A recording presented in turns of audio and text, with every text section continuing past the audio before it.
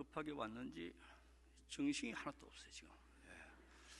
1부, 2부, 3부 마치고 예결산 재직회 마치고 승용차는 도저히 시간이 안 될 것 같았어. 제일 큰 차를 타고 여기까지 이렇게 왔어요. 정신없지만은 정신없는 말씀 하더라도 잘 알아들으시고, 제가 반드시 이제 지키는 원칙이 있는데 한 4가지 원칙을 제가 지킵니다. 그 설교나 강의는 우선 좀 내용이 좋아야 되겠다. 공감이 되고 맞아 이렇게 돼야 되겠고, 두 번째는 좀 재미가 있어야 되겠다. 목사들이 지는 죄 가운데 가장 큰 죄가 교인들을 졸게 하는 죄예요. 그래서 안 졸게 해야 돼. 이제 세 번째는 좀 쉽게 해야 되겠다. 그러나 박사님이 들어도 좀 유치하지 않게 해야 되겠다. 네 번째 원칙이 제일 중요한데, 이것도 안 되고 저것도 안 되면 빨리 끝내라. 요거는 제가 오늘 중으로 마칠 거니까 틀림없이 지킬 겁니다. 바울 쓰신 그 구조가 똑같이 되어 있어요. 이제 앞부분은 여기 말씀 행함이 있습니다만은 교리가 앞부분이 나오고, 이제 뒤편은 실천편이 나와요. 베델이나 크로스웨이 공부도 그렇게 되어 있잖아요. 자, 오늘 로마서 보면 1장부터 11장까지 내용이 믿음으로 구원받았다, 믿음으로 의롭게 되었다, 본질상 진노의 자녀였는데 하나님의 자녀가 되었다. 이게 이제 11장까지예요. 그 다음에 12장부터 15장까지는 그럼 믿음으로 구원받고 의롭게 된 사람은 어떻게 살아야 되느냐, 실천편을 이야기했어요. 그게 이제 15장까지고. 자, 서신이기 때문에 앞에 시작할 때 마칠 때 인사 말씀이 있습니다. 오늘 여기도 인사 말씀이 나오는데, 견결의 교회 일꾼으로 있는 우리 자매 베베, 그 나누어지 보면 혹 집사 혹은 재직 베베를 이렇게 청가한다. 왜 청가하느냐? 그가 여러 사람과 나의 보호자가 되었다. 그래서 오늘 말씀이 보호자예요. 여러분들 가정에서도 교회에서도 금년에 보호자 사명을 잘 감당하시기를 바랍니다. 제가 옛날 이야기를 하나 드리고 싶어요. 저 시골 동네에 18살 새댁이 시집을 왔답니다. 옛날엔 다 그 나이에 결혼하는 거예요. 요즘은 뭐 28대도 안 가지만은 왔어요. 그 시집살이가 얼마나 어려워요. 하루는 이제 동네 아주머니들하고 디들방아를 이렇게 찍고 있는데, 디들방아 알아요? 예. 그래서 이제 디들방아를 찍고 이 어린 새댁은 그 고에서 튀어나오는 그 곡식을 이렇게 몽땅 빗자루 이렇게 썰어 담는 거, 그런 거 하는데, 그 디들방아 찢는 아주머니 자기들끼리 하는 이야기가, 오늘 예배당 갔는데 우리 목사님 말씀이 알곡은 모아서 곡간에 들이고 쭉정이는 불에 태운다 하더라. 시골 아낙네들이 뭐가 유식해서 어려운 말을 했겠어요. 이제 그런 말을 주고받는데 이 어린 새댁의 마음에 갑자기 두려운 생각이 들더랍니다. 알곡은 모으고 쭉정이는 불에 태운다. 그러면서 자기들은 예배당 가면서 나한테는 왜 예배당 가자 소리를 안 했냐. 그래가지고는 그 어려운 시집살이 하면서 자기 발로 예배당을 갔답니다. 예배가 뭔지 찬송이 뭔지 기도가 뭔지 아무것도 모르고 그냥 간 거예요. 기도하기는 해야 되는데 뭐라고 기도를 해야 되냐. 그래 시집을 가보니 신랑이 3대 독자라. 자손이 귀한 집이에요. 그래 하나님 아버지, 어찌든지 내가 3대 독자 집에 시집을 왔으니 아들을 좀 낳게 해달라고. 그때는 뭐 아들 낳아야 이거 며느리 행사를 하는 때니까. 그래 열심히 기도했는데 정말 하나님이 그 기도를 들으셨는지 첫 아들을 낳았대요. 3년 있다가 둘째 낳았는데 또 아들을 낳았다는 거예요. 아무리 남은 집이지만 잘 하나도 안 기뻐요 지금.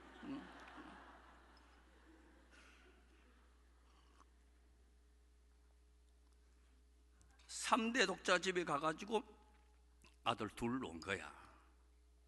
그리고 또 하나님이 그 기도를 계속 들어주는지 딸 놓고 또 딸 놓고 또 딸 놓고 막 연달아 막 나오기 시작하는데요. 거기가 오남만만 해도 대단한 건데 그 다음에 또 아들 놓고 또 아들 나오고 또 아들 나오고 몇 명 남았어요 지금? 8명 남았어요. 더 놓을 수 있는데 보니까 눕혀놓을 자리가 없어가지고 8명만 남았어요. 근데 그 8명 가운데 끄트머리에 나온 것 중에 하나 내가 섞여 있었어요. 그때 내가 그렇게 태어난 거예요.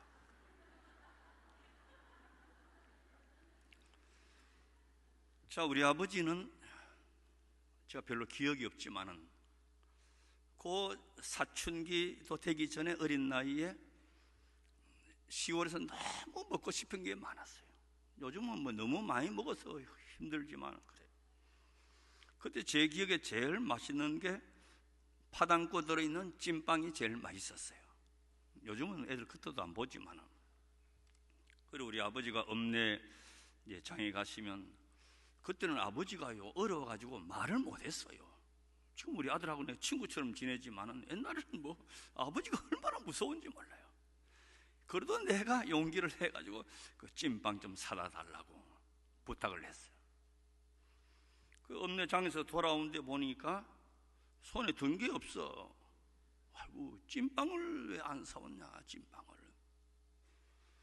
그러면 야 미안하다 잊어버렸다든지 뭐 돈에서 못 사든 다음 장날 사주마 이래 하면 되는데 늘 하시는 말씀이 읍내 찐빵 자사 죽었더라 그러는 거예요. 그래가지고요 많이 죽였어요. 많이 죽였어요. 꼬무신 장사도 죽이고 그냥 눈갈 사탕 장사도 죽이고 얼마나 죽였는지 몰라요. 근데 내가 11살 때 찐빵도 안 사주고 한나라를 가버렸어요. 우리 어머님이 요것들을 데리고 사는데 힘들었겠어요? 안 힘들었겠어요? 힘들었어요. 그런데 참 하나님께서 은혜를 주셔서 머리를 좋게 만들어가지고 공부를 다 잘하게 했어요. 그래서 우리 고향 시골에서는 아들들이 스카이가 처음 나온 집이 우리 집이라. 나는 목사가 되었지만 그래요. 그런데 우리 어머님은 내가 너희들을 다 돌보고 다 먹이고 하기 힘들다. 하나님이 너의 보호자가 되시고 하나님이 인도자가 되시고 하나님의 능력 주실 것이고. 이거 아멘 안 하기로 재직해서 결의했어요? 결의 안 했죠? 그럼 집에 가서 하시려고? 하나님이 너의 보호자가 되신다. 인도자가 되신다. 너의 필요를 다 채워주실 것이다. 그 우리 어린 손을 이렇게 잡아가지고 늘 하나님의 손을 이렇게 잡아주는 것과 같은 느낌을 받았어요. 그때 그 기도, 그 마음, 그 찬송, 그 신앙이 지금 목사가 된 내 마음의 틀을 이루고 있어요. 그때 그게 가지고 있는 거예요. 그리고 보면 그 복음의 씨앗이라고 하는 것이 어찌다가 그 가정에 하나 떨어졌는데, 이게 촌스러운 말로 하자면 개똥참외처럼 그 씨가 하나 떨어졌는데 그게 열매가 된 거예요. 내가 평택에 있지만은 오늘 스마트폰 나오죠. 우리는 스마트폰으로 세계 어디서든지 동시에 설교를 들을 수가 있고 교회에서 다 볼 수가 있어요. 얼마나 많은 사람들이 보고 있는지 몰라요. 그때 곧 떨어진 씨 하나가 엄청난 열매를 가져오는 거예요. 하나님의 보호자가 되시고 인도자가 되시고 내 모든 걸 다 책임지시리라. 이거보다 더 든든한 배경이 없는 거예요.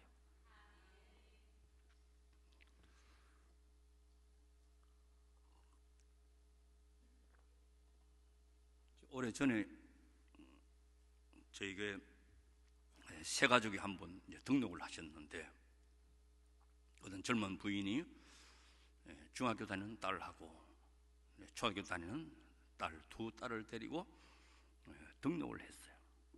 그리고 이제 신상을 이렇게 보니까 목사님 사모님이라, 그것도 우리 교단 천안중앙교회 부목사님 사모님. 그 어떻게 여기 등록을 하게 되는가 하니까, 저보다 10년 후배인데 37살의 목사님이고만 세상을 떠났어. 37살이에요. 그 사모님도 그 동갑인데 남편 장례식 치르고 어디 가서 살까? 뭐 요즘은 그래도 뭐 좀 연금이라도 있고 하지만은 옛날에 그런 것도 없을 때니까. 그리고 오다가 평택에 이사 와가지고 이제 우리 교단 교회를 우리 교회에 온 거예요. 아유, 얼마나 안 됐는지.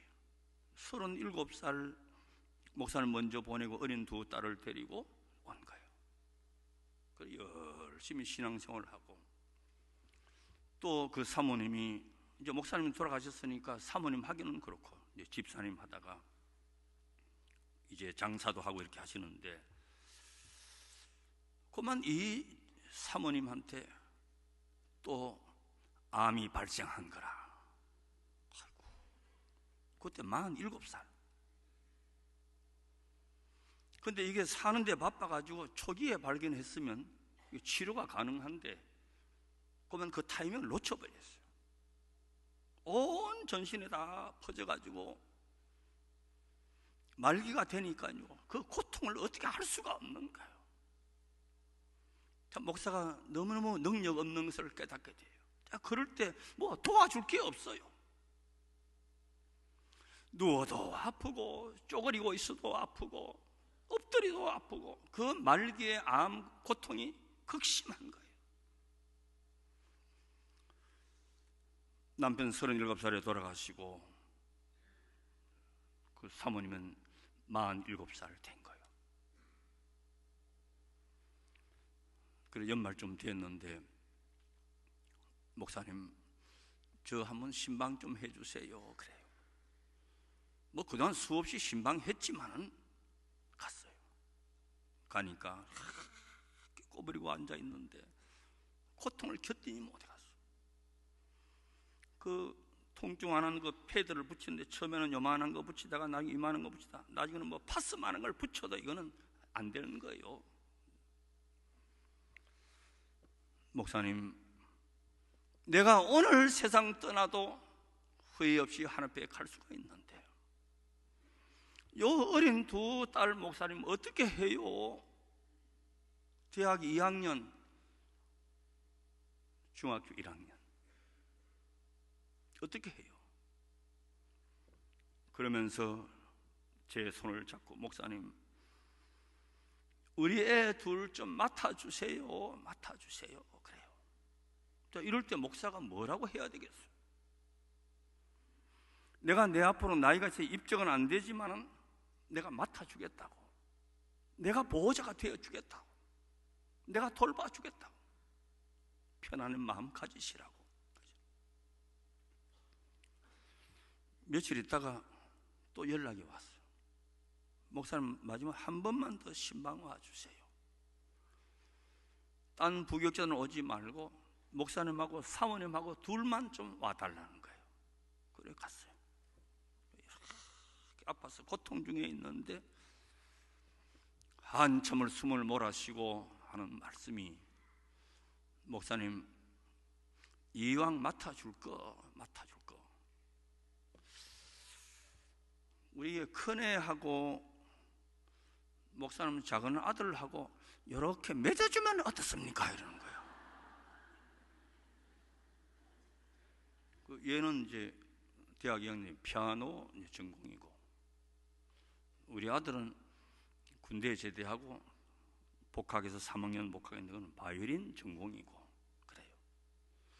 그리고 이거 아무리 그래도 애비라지만 저들이 좋다 해야지 내가 할 수가 없지 않느냐. 저희들 뜻에 교제하는 건 모르지만은 내가 장담할 수가 없다고 그렇게 대답하고 그 다음날 돌아갔어요. 목사님은 37살에 돌아가고 그 사모님은 47살에 돌아가고 내가 장례식도 뭐 결혼 주례도 많이 하고 장례식도 많이 하지만은 그 우는 거밖에는 해줄 게 없어. 그래 장례식을 다 마치고 여섯개 둘이면 집에 있으니 자 우리 집에 들어오라 하면 애들이 또 목사님 집에 얹혀 산다 이럴 거고 그냥 두자니 또 이거 어떻게 할 수도 없고 그래 내가 둘이 불러다가 너희 할머니는 18살에 시집 왔는데 너들도 막 결혼해버리라. 그리고 그때는 또 굉장히 장가가 가고 싶고 시집에 가고 싶은지 좋다는 거야. 좋다는 거야. 우리 큰놈이 토론토에 유학 중에 있었는데 이 소식을 듣고는 아버지 절대 안 됩니다 그래요. 왜 안 됐냐? 형 놔두고 동생부터 그러면 됩니까? 이러는 거야. 너도 뭐 있나? 모르니까 뭐 비슷하게 하나 있다 그래요. 아이고 이 자식이 유학 가가지고 외로우니까 아무 따나 또 이렇게 하는 거 아니냐. 내가 전화로 물어봤어요. 노랑머리 들있나 안 들있나? 노랑머리 안 들있다 그러더라고. 내가 귀 뚫은 거는 양해하지만 코 뚫고 배꼽 뚫었냐? 그런 것도 안 뚫었다 그러더라고. 그래도 이놈아 애비가 한번 봐야지. 그냥 밴쿠버 집회 갔다가 토론 들어가서 만났어. 만나보니까 옛날 연동교회 이제 100년 전에 한국의 YWCA를 처음 창시한 사람이 김필려라고 하는 여사예요. 그 교회사에 나오죠. 김필려. 그 집의 자손이에요. 그 집에 정손녀인가 뭐 그래요. 고손녀 그래요. 신앙이 오랜 집이에요. 자, 너희 다 학생이고 유학생이고 집도 필요 없고 가재도도 필요 없고 따로따로 할 거 있냐? 둘이 같이 해라고만 같이 해요. 여름에 방학 때 기니까 여름 방학 때 해라. 그래서 둘을 장가 보냈어요. 또 지금 생각하니까 내가 가장 잘한 일이 애들을 빨리 장가 보는 게 내가 너무 잘한 것 같아요. 이 내용을 모르는 사람들은 저 어린 것들을 저렇게 하는 거 보니까 뭐 사고 쳐가지고 저렇게 한 거 아니냐 이렇게 또 오해하는 분들이 있어요. 저희 교회는 1부, 2부, 3부 이제 5예배 드리는데 10월이지만 반주하는 사람이 많아요. 많은데 1부 예배 피아노 반주는 서로 안 하려 그래. 왜냐면 7시 겨울에는 깜깜한 데 나와야 되잖아요. 또 찬양 연습 시간에 맞춰서 나오려면 새벽 일찍 일어나야 되지. 일어나서 그냥 옵니까? 또 그림 공부도 해야지. 이러니까 일부 안 하려고 그래. 얘 아는 중학 때부터 자진해가지고 반주를 한 거예요. 반주를 잘해요. 교회에서 커가지고 잘해요. 저도 일부에 마치고 짧은 시간에 식사를 간단히 하는데 목사님 딸이었고 어린 학생이 월요일 주일날 얼마나 늦잠 자고 싶겠어요. 봉사하니 얘야 이리 와서 나하고 밥 같이 먹자. 부르다가 밥 같이 먹었어. 그런데 평생 같이 먹게 되었어요. 자, 뭐 마음 상한 일이 있어도 너무 좋은 게 뭐 친정 갈 일도 없고 뭐 싸워서 삐져도 되고 없고 그래요. 그런데 내가 왜 그 마음속에 그 아이에 대한 사랑이 이렇게 생기고 또 어디 가서 좋은 걸 이렇게 보면 아이고 이거 우리 집사람 사다 줘야 되겠다 이런 생각은 하나도 안 나고 아이고 걔 좀 사다 줬으면 좋겠다 그래요. 그 마음은 하나님께서 내게 주신 마음이 아니겠느냐.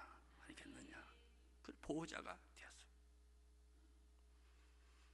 지금 너무너무 애들도 이쁘고 잘 크고 아직 시집도 안 간 친구들이 수두룩한데 얘들이 애 벌써 다 키워놨어요. 그리고 몇 번 장로님들이 저를 만나서 목사님이 세상에 무슨 영광이 있어요? 그래도 사돈이라도 좀 장로님 가정이나 안주사님 가정이나 좀 든든한 가정에 이렇게 해야지. 또 부모들이 다 가족 병력도 있는데 좀 잘 생각해 보십시오. 저를 아끼고 사랑해서 그런 거예요. 제가 단호하게 거절을 했어요. 부모 없어도 시집 가야죠. 살고 죽는 것은 하나님께 속한 것이지 엄마 아빠가 그렇게 아팠다고 해서 자식들까지, 물론 우리가 유전적인 요소를 다 무시할 수는 없지만 그건 하나님께 속한 것이다. 내가 보호자가 되어주겠다 그랬어요. 자, 그럼 바울은 뭐 때문에 이 베베를 보호자로 이렇게 여기고 또 인사 말씀에 첫 번째 이름으로 그렇게 올렸을까? 한 세 가지 면을 생각해 볼 수가 있어요. 자, 첫째는 사도직에 관한 보호자 역할을 했어요. 아다시피 사도 바울이 12제자가 아니잖아요. 다메섹 도상에 가다가 예수를 만났는데 그게 주관적인 처음이지 다 증명된 게 아니에요. 갑자기 사도가 됐어요. 자, 그러니까 사도 바울에 대해서 여러 면에서 부정적인 시각도 많았고, 어떻게 저 인간이 그렇게 예수 믿는 사람을 핍박하고 잡아 죽이고 했는데 하루아침에 돌아섰냐.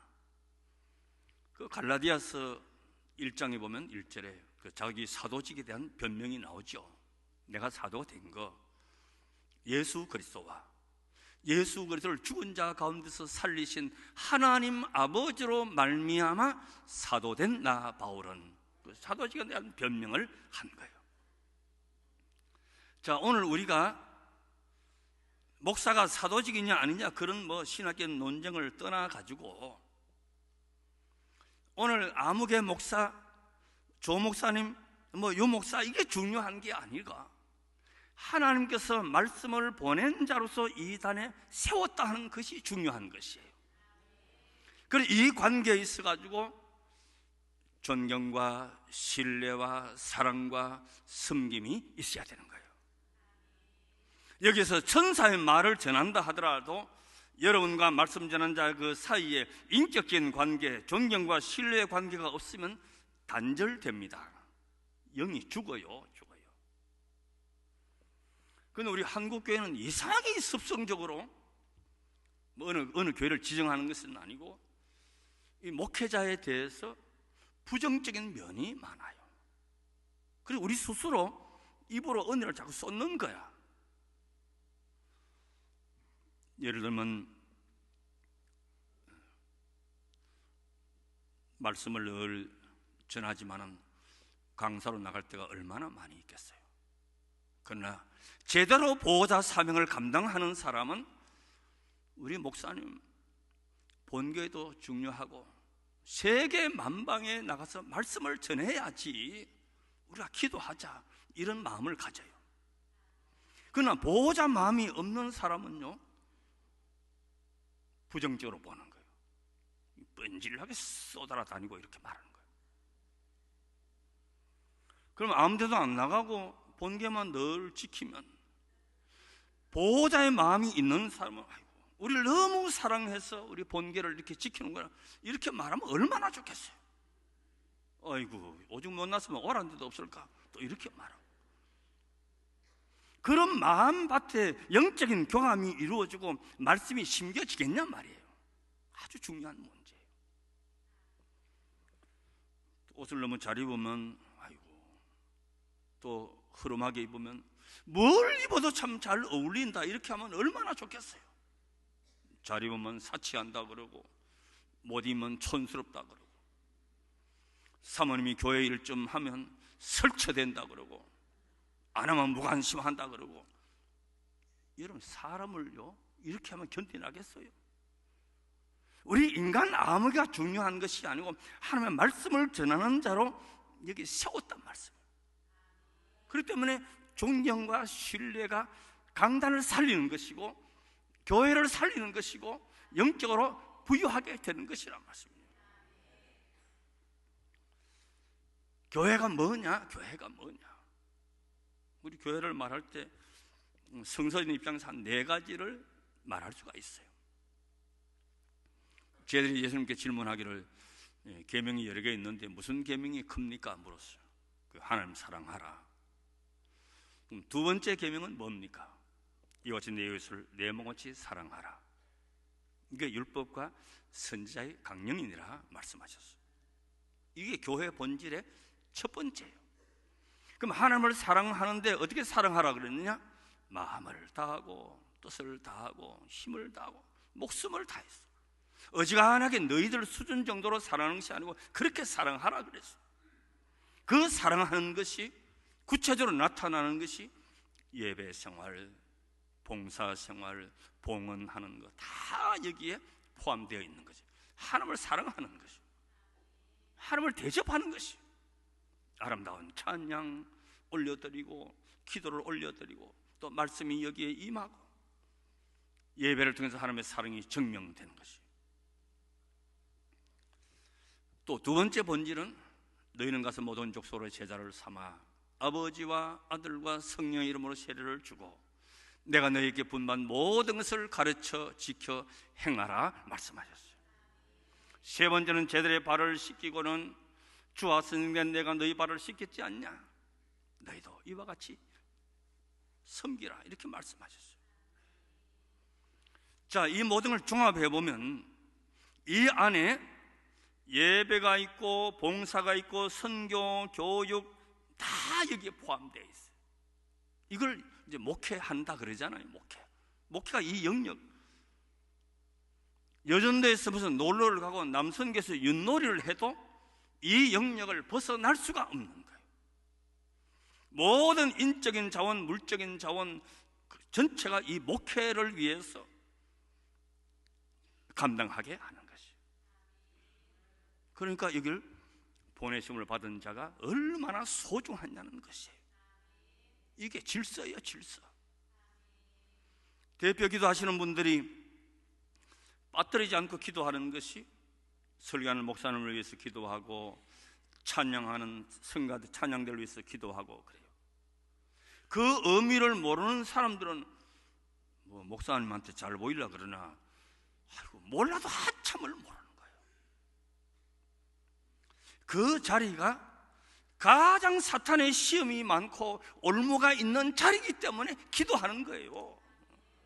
한 사람 쓰러지면 교회가 완전히 그냥 거들날 수 있는 그런 사람을 넘어뜨리기 위해서 집중 공격을 하니까 어지간하게 믿고 왔다 갔다 하면 사탄이요 손도 안 댑니다. 한 사람 쓰러지면 다 쓰러질 수 있고 시험 들 수 있는 그런 사람 집중 공격하는 거예요. 그래서 목사님을 위해서 기도하고 찬양들을 위해서 기도하고 당일을 위해서 기도하는 것이지 무슨 잘 보이려고 한참을 모르는 거예요. 우리 이 사도직을 세워야 돼요. 이게 왜냐하면 질서예요, 질서.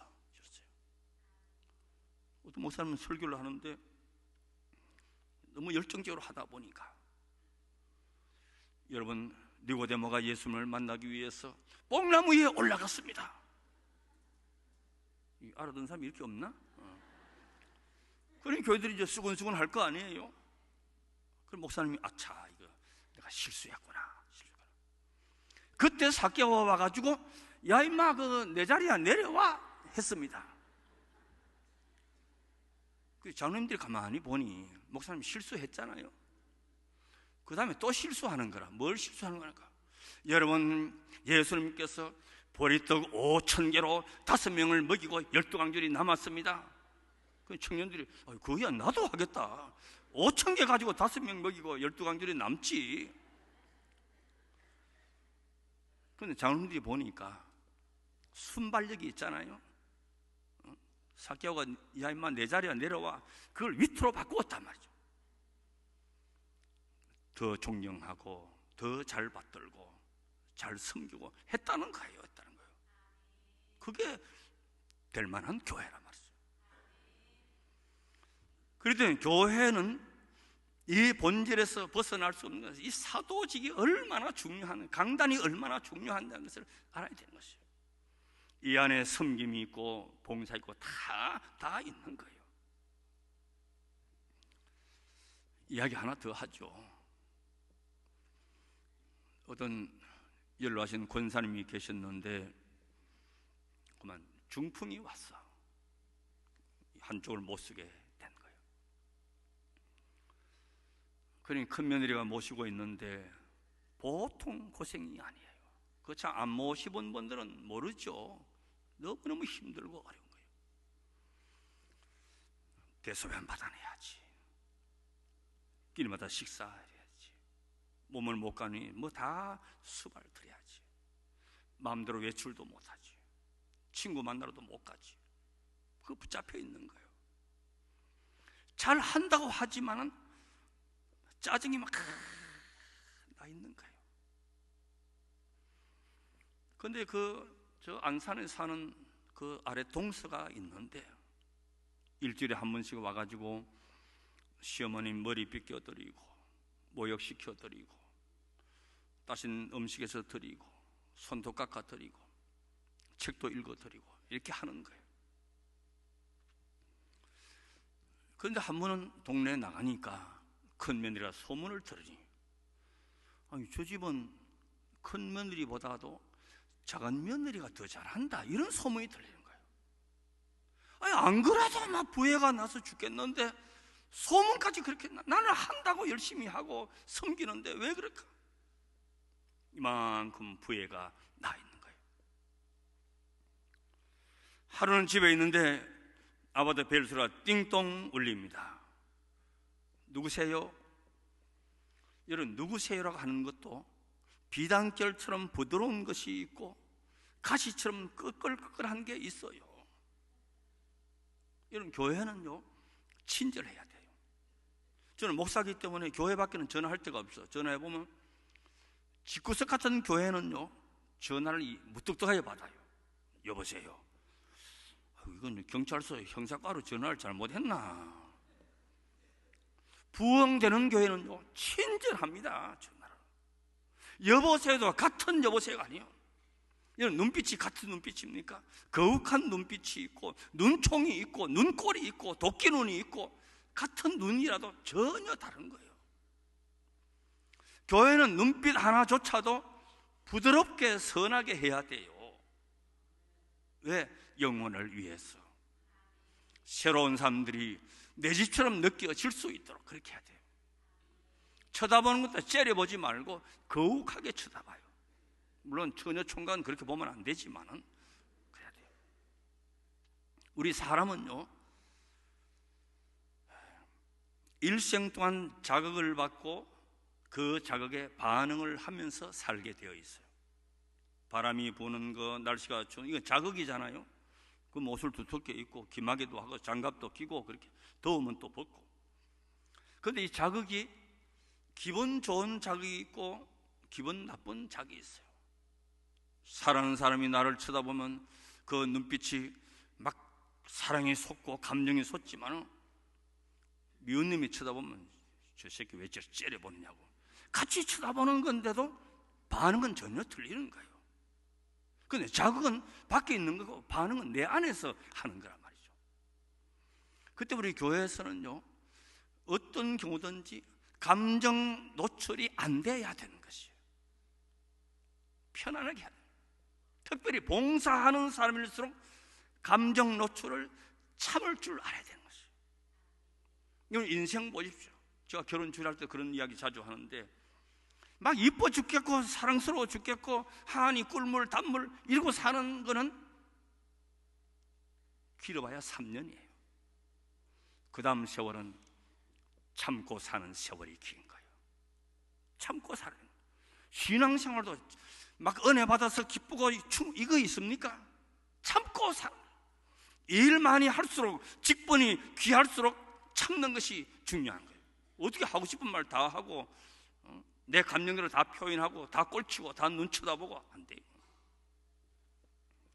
그리고 큰 동생 여보세요 하는데 이게 가시가 돋쳤어. 그리고 한 사람 동서가 형님 저예요 그랬어. 그러면 어서 오게, 추운데 수고 많아, 이랬으면 얼마나 좋겠어요. 그래서 소나라 동서한테 문을 열어주면서 냅다 소리 질렀어요. 동서, 나 문 열어주기도 귀찮고 하니까 어머니 모시고 가든지 마음대로 해. 뭐 모시고 간다 했나? 감정으로 내뱉어버린 거예요. 몸은 못 움직이지만은 귀까지 먹은 건 아니에요.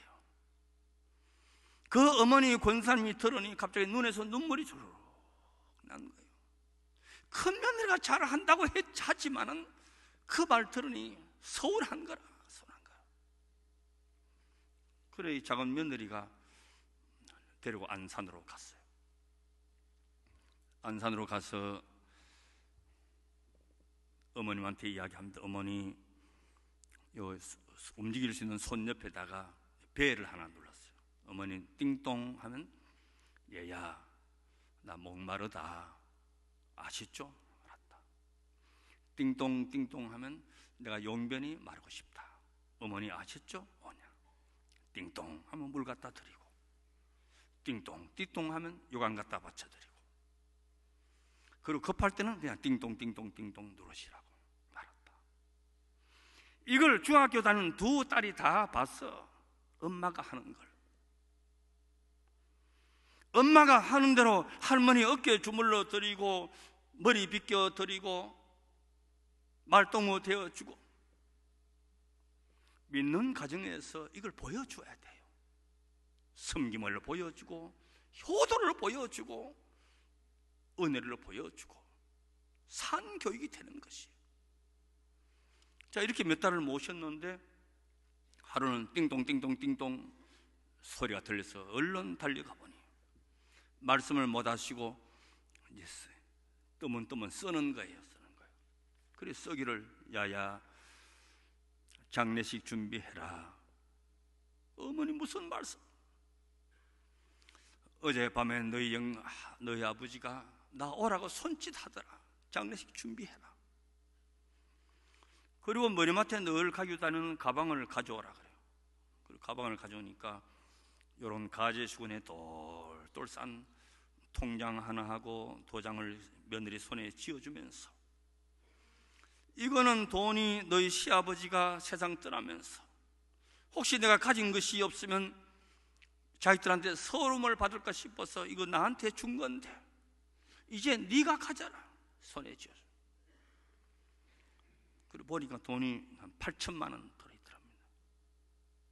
그럴 일은 없겠지만 이 8천만 원을 알았다면 큰 며느리가 좀 친절했을까 안 보냈을까 그 생각도 해보는 거예요. 그래서는 안 되지만 사람 마음이 그런 거예요. 장례식을 치는데 어린 손녀들과 할머니 깨끗이 닦아드리고 속옷까지 갈아입히고 장례식을 잘 치른 거예요. 이게 믿는 자의 가정에서 보여줘야 되고 가르쳐야 되고 아름다운 효도로 이어져야 된다는 것이에요. 교회 안에 이 섬김과 이 사랑이 이게 질서예요. 가정의 질서, 교회의 질서예요. 예배도 질서가 있고 섬김에도 질서가 있고 봉사하는 것도 다 질서가 있는 거죠. 오늘 이 고축교회가 사도직을 아름답게 잘 세워나가게 되시기를 진실로 축원합니다. 두 번째는 무슨 보호자 역할을 했는 거니까 건강의 보호자 역할을 했어요. 저는 사도 바울이 그 몸에 가시가 있다 그러잖아요. 그 가시가 뭔데? 주님, 이 가시 좀 뽑아주세요. 너무 괴로워요. 근데 주님의 응답은 안 된다는 거예요. 그냥 살아라 이놈아. 내 은혜가 내게 족하다. 내가 약할 때 강하다. 그 가시를 안 뽑아줬어요. 그러면 그 가시가 뭐냐? 많은 성사학자들의 주장이 조금씩 다르긴 하지만 가장 정설적인 것은 사도 바울의 몸에는 갑자기 쓰러진 거 그 뭐라 그러죠? 간질이 있다는 거예요. 간질. 이거는 피곤하면 더 자주 발작이 될 수가 있어요. 만약에 사도 바울이 그가 섬기는 개척한 교회에서 이런 발작을 일으켜서 간질이 나타났다 하면 보십시오. 보호자는요, 어머니가 자식을 생각하는 것과 같이 귀하게 여기는가요? 내가 대신 아프지. 저걸 어찌면 좋을까? 그건 엄마의 마음이고 한 몸 사랑이기 때문에 그런 거예요. 그러나 보호자의 마음이 없는 사람들은 아이고, 나무 병 고치면서 지병은 왜 못 고쳐? 왜 못 고쳐?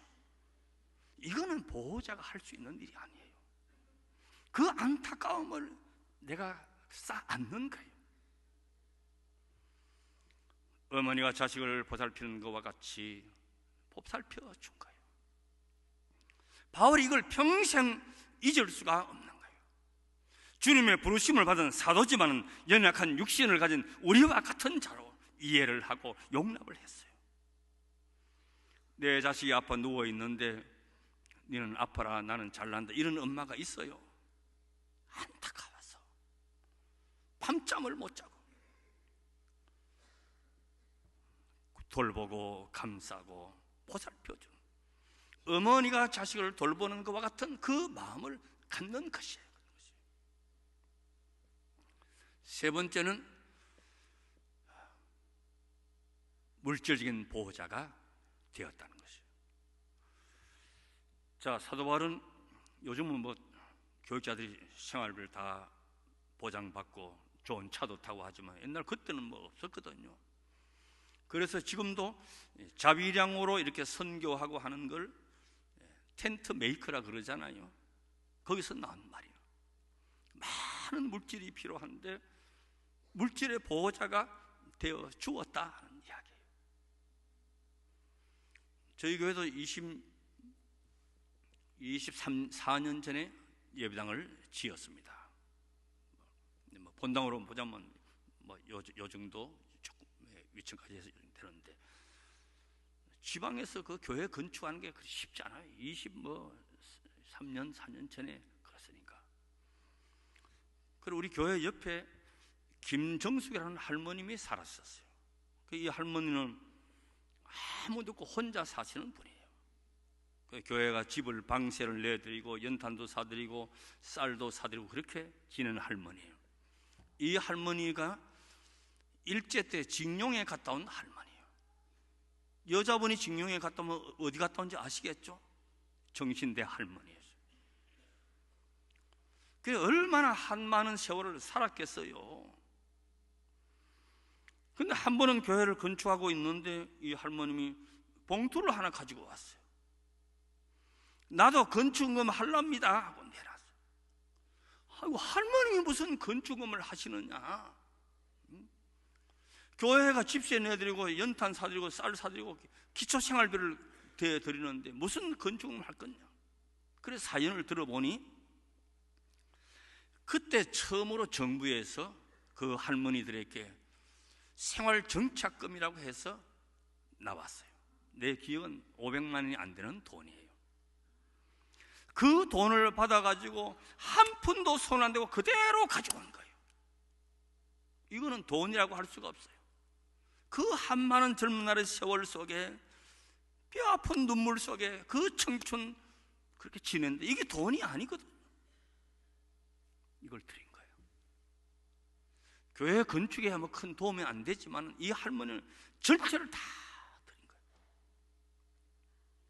내가 할머니의 보호자가 되겠다. 그리고 그 다음부터 매월 50만 원씩 생활비가 나왔어요.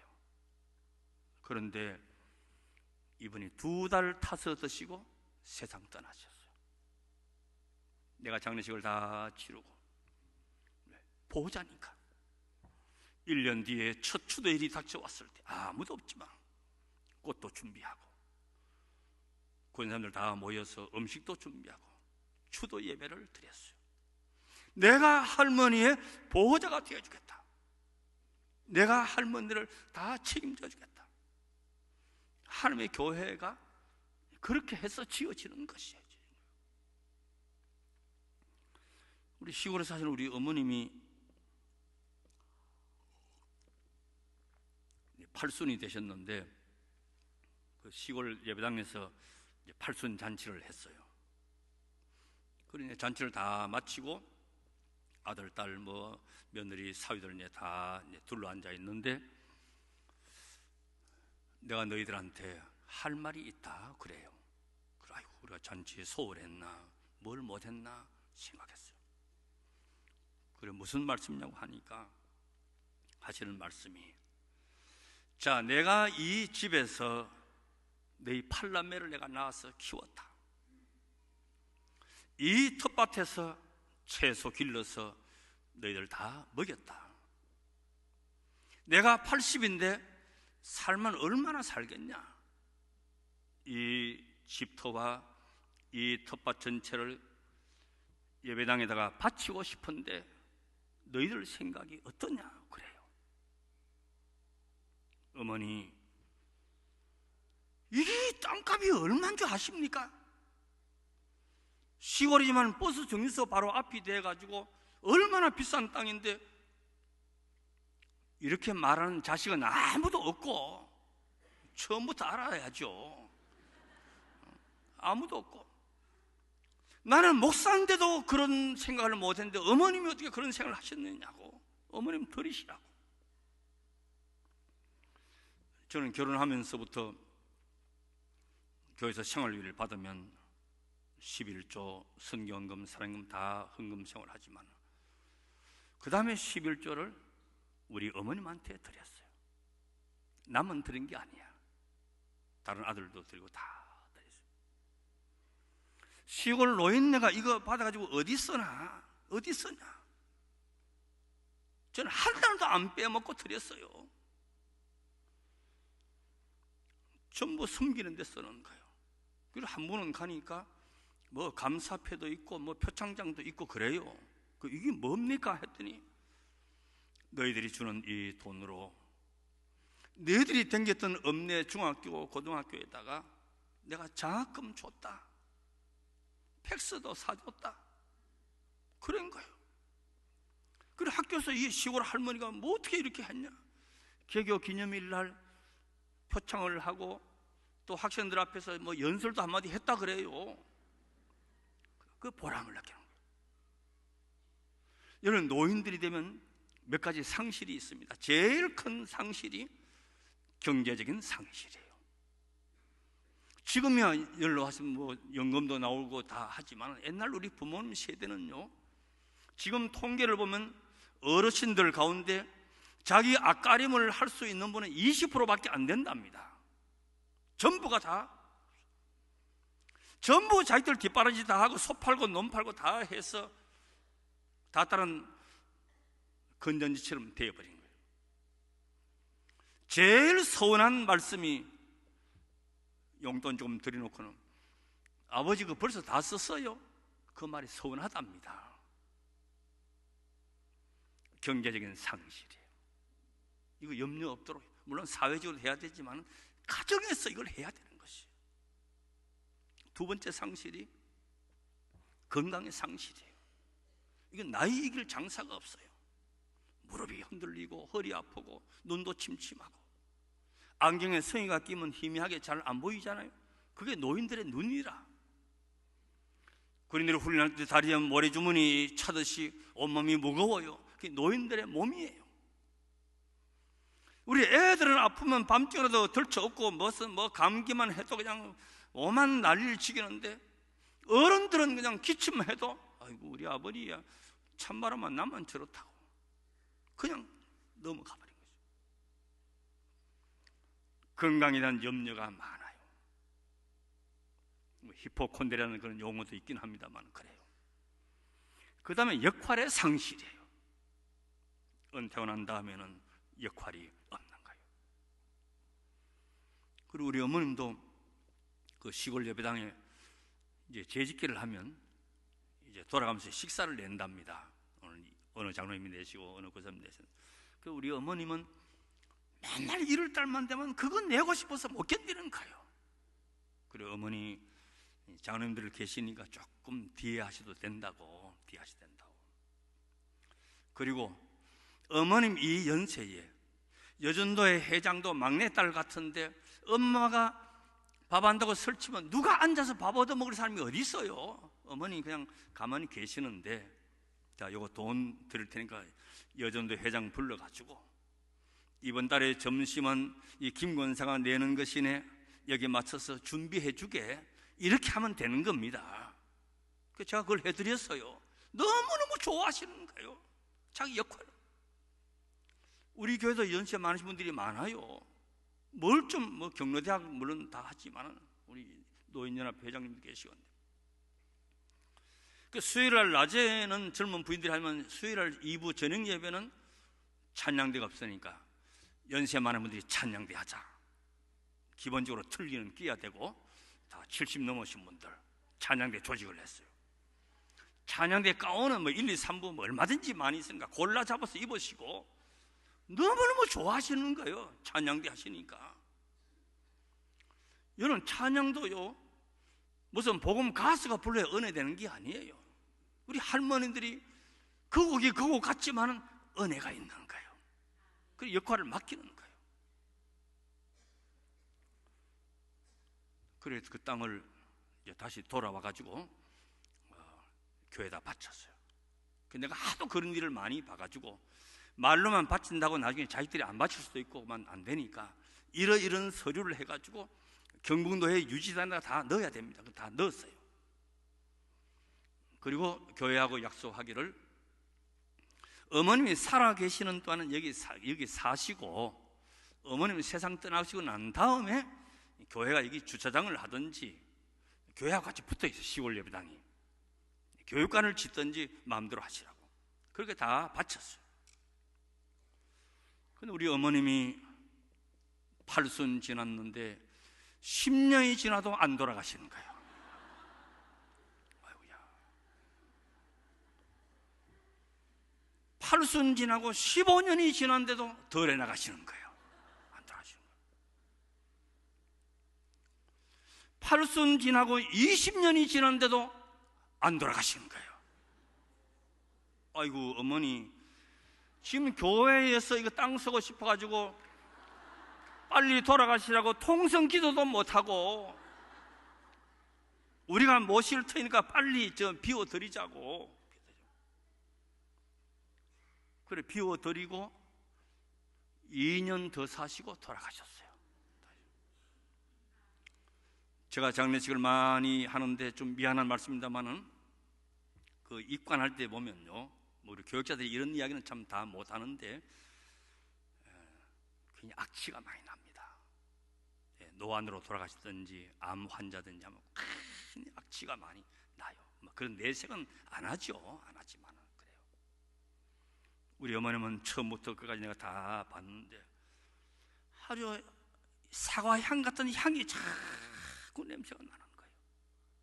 그걸 내가 잊을 수가 없어요. 지금도 내 등 뒤에서 제가 전화를 들을 때마다 야 이놈아, 내가 오늘 새벽에도 너를 위해서 기도했다. 이 한마디가 얼마나 든든한 끈이 되는지 모르는 거예요. 너는 착한 사람 되라.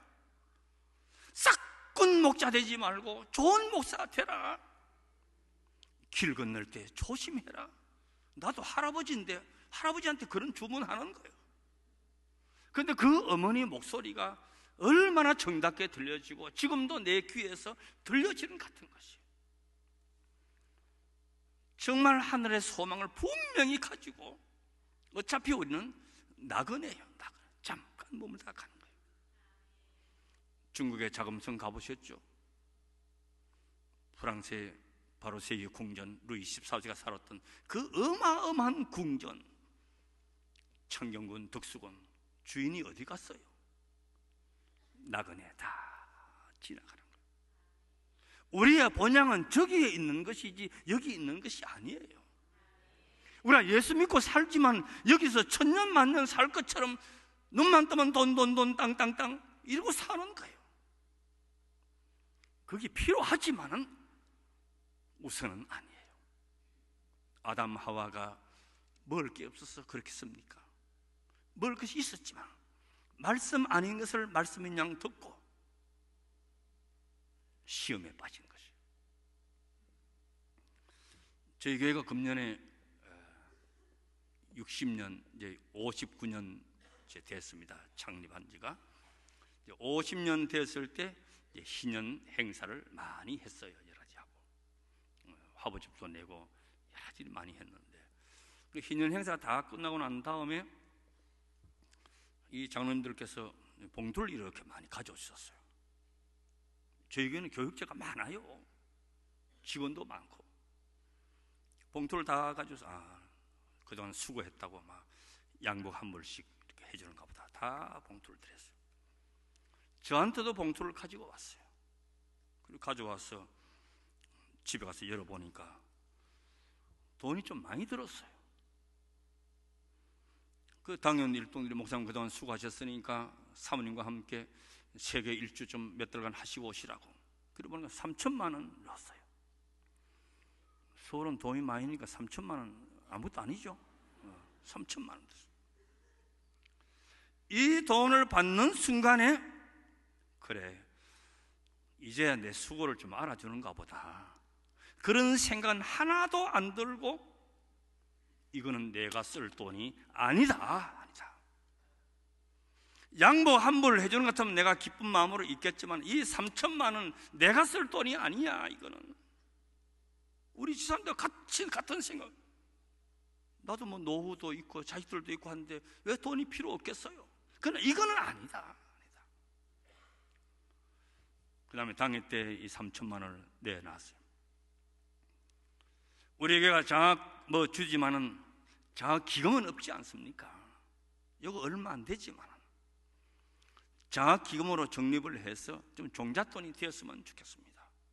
혹시 세상 떠나면서 재산 기부할 사람도 있을 수가 있고, 이거 몇 년 안 됐는데 특별히 기부한 사람 없는데 지금 한 10배 이상 돈이 좀 불었어요. 아직 뭐 그 30억 목표로 하자 했는데 아직 10%밖에 안 됐죠. 그래 좋았어요. 하나님의 은혜가 얼마나 감사한지 몰라요. 물질의 보호자가 되어서 다 뒷바라지 해주니 사도 바울은 일생 동안 잊을 수가 없는 거예요. 배배를 잃을 수가 없는 것이에요. 오늘 사랑하는 이런 재직들, 교회 중직자들, 성도님들이 요 마음이 하나님 앞에 은혜 받는 마음이고 축복의 마음이 아니겠느냐. 보호자가 되자. 남의 이야기도 아니고 남의 일도 아니고 고척교회는 내 일이고 내 이야기고, 내가 어머니의 심정과 같이 아버지의 심정과 같이 교회를 사랑하고 아끼고 주의 종들을 받들고 교회가 질서 있게 나아가고. 아멘은 한 사람밖에 안 하네요. 그러니까.